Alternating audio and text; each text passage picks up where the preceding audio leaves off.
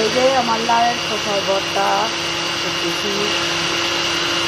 খুব সুন্দর হয়েছে, সবাই এভাবে করে খাবেন, আমি দেখাইতেছি। হ্যালো সবাই, বলো তো এটা কি বামিনী?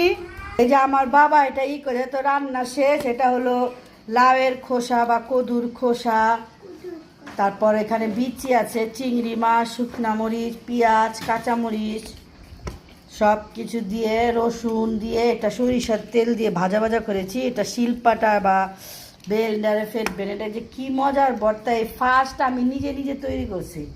একদিন বানাইছিলাম, খুবই মজা বলছে সবাই, তাই আজকে ওই যে ঠান্ডা করতেছি, আমি ব্লেন্ডারে করব। সবাই করবেন।